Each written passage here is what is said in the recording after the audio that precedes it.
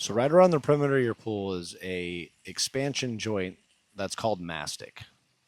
It's not meant to last forever, but this expansion joint keeps the decking and the coping apart so that any sort of expansion that happens naturally inside of the concrete doesn't affect the actual pool.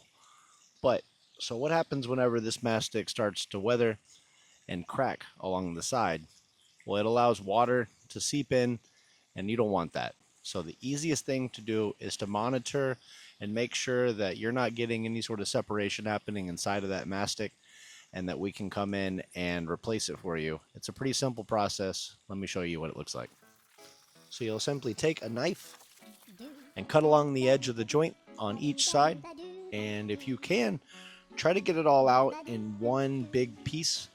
It's going to save you a lot of headache picking out all the little loose pieces of rubber, and also it's just fun to have this one big snake-like whip thing. Maybe you can beat your sibling with it if they're not behaving. But you're going to be left with this open trough, and it's going to have a poly void backer in there, so it's going to look like a sponge, and it's going to be covered in sand because you want to fill any voids with sand to make sure that self-leveler doesn't find any holes, kind of like this one, because if it finds any holes, it's going to just fill that hole forever, and you're not going to have a nice smooth finish over top. It's going to have a little pit that's going to form, and you do not want that to happen.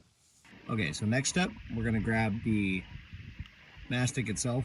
It's a self-leveler. You can pick it up at Lowe's or Home Depot, and then you're also going to want to have a caulking gun. So cut the tip off, use a little point, put it in the end, bam, bam, bam.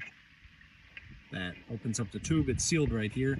So then put that into the caulking gun, and we're good to go.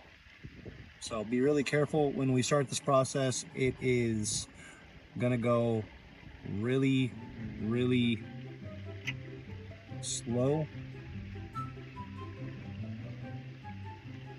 And you're gonna wanna make sure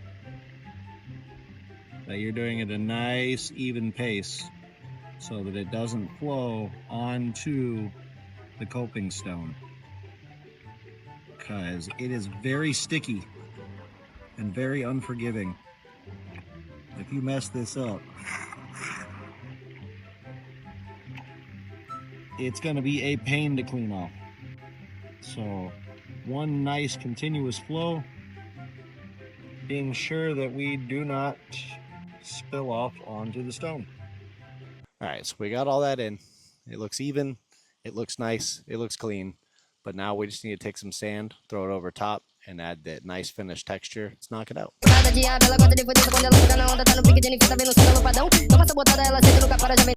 And then your final step to get it all finished, you're going to take a blower and blow it all off. And then that's it, you're done. Nice, clean, level, textured, ready to use. Well, give it about 24 hours. Keep your animals, kids, and you away from it, because it's real tacky and sticky, and the last thing you want is for all that hard work to go down the drain. But that was Mastic. Hope you have a good one.